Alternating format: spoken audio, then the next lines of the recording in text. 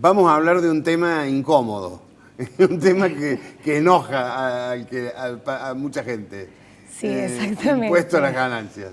Vamos a charlar un poquito de cómo estamos parados en cuanto al impuesto a las ganancias este año, tanto la parte recaudatoria, es decir, qué está pasando a nivel estatal con los ingresos que provienen de ganancias de personas físicas, o sea, los salarios, y sí ver qué pasa a nivel internacional y un poquito cuál es el debate que está actualmente en este tema, ¿no? Claro. ¿Cómo estamos respecto al mundo en el pago de ganancias? Bueno, en general, en casi todos los países del mundo se paga impuesto a las ganancias. El salario está sujeto a impuesto a las ganancias en casi todos los países del mundo, o sea que eso estaríamos alineados. Sí, las alícuotas en los países más avanzados, la alícuota máxima es más alta, estamos hablando de un promedio del 40%, en algunos países por encima del 50% la alícuota máxima, es decir, mucho más alta que las nuestras. ¿Para ingresos de cuánto? De un poco más altos, estamos hablando de ingresos en torno a 20 salarios mínimos vitales y móviles. Y ahí es donde está la diferencia sustancial con nuestras escalas. El punto de partida a nivel latinoamericano nomás es bastante similar a lo que pasa en Chile, lo que pasa en Perú. Estamos arrancando a grabar nosotros salarios en torno a 3, 4 salarios mínimos vitales y móviles. ¿Y eso en plata es? Y estamos hablando para un trabajador soltero un salario de 38.000 pesos, incluido el proporcional del aguinaldo, con lo cual un salario bruto que estaría un poquito por debajo de eso. Correcto. Mensual.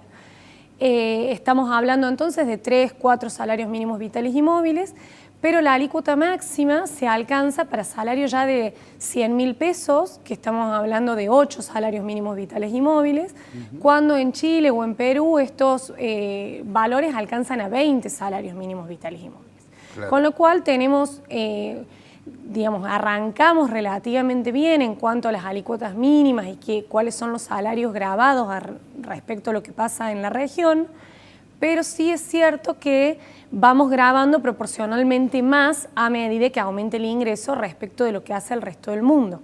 Entonces, salarios medios altos ya quedan alcanzados por la alícuota máxima cuando en el resto de los países están en alícuotas medias. Entonces, ahí sí tenemos una carga un poco más fuerte para el salario medio alto, digamos, de 70, 80, 90.000 pesos. Está bien, está bien. ¿Cuándo vienen los vencimientos ahora este año de ganancias? Eso es hacia mayo, junio, ¿verdad? Claro, nosotros para el contribuyente, el trabajador tenía hasta el 31 de marzo, o sea, la semana pasada, para declarar, o sea, vencía la declaración de las deducciones, es decir, quienes tienen cónyuge o hijos o algunos gastos médicos, honorarios profesionales de servicios médicos, eso se podía declarar para la liquidación que va anual. A ser ahora, digamos, para la liquidación anual hasta el 31 de marzo. Se podía hacer todo de una vez o mensualmente el trabajador lo podía hacer. Ahora en abril vence la liquidación contable, digamos, el cierre anual, y las declaraciones obligatorias para aquellos trabajadores con ingresos que superen 1 millón, que la tiene que hacer el empleador, vence ahora el 30 de junio.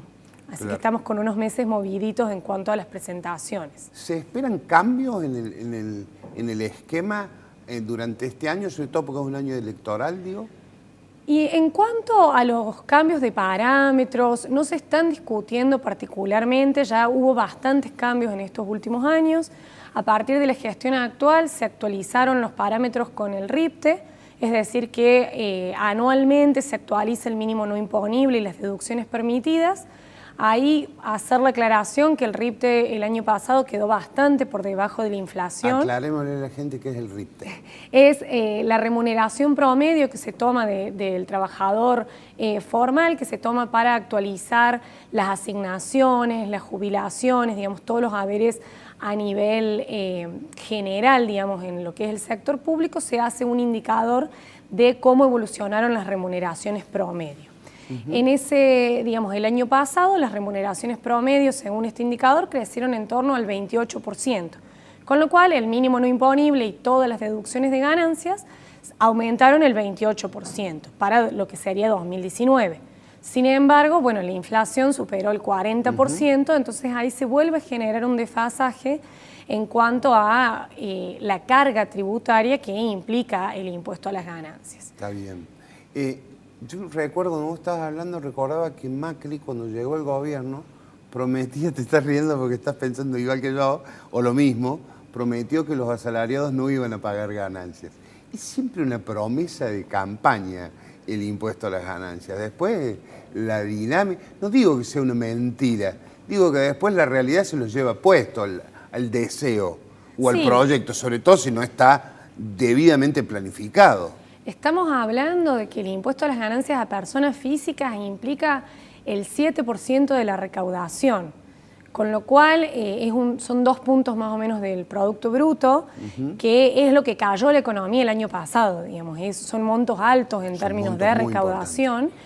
Sí se podrían ajustar las escalas, llevarlo a salarios más altos, darle un poquito más de progresividad. En este caso también aclarar que hay mucha inequidad horizontal, o sea, hay gente que gana lo mismo y paga distinto.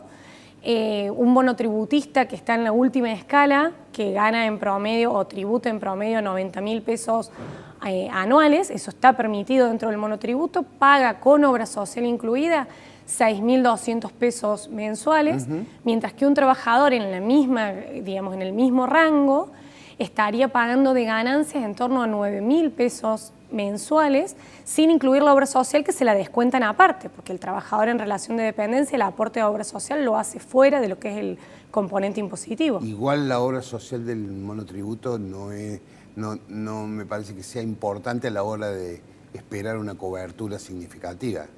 No necesariamente. En ese caso podríamos hablar de alguien que pague solamente el componente impositivo, estaríamos diciendo un 4.500 pesos en vez de 6.000 y que pague por fuera una obra social privada. Igualmente sería la mitad que la carga del impuesto de las ganancias que asume un trabajador en relación de dependencia. Muy bien.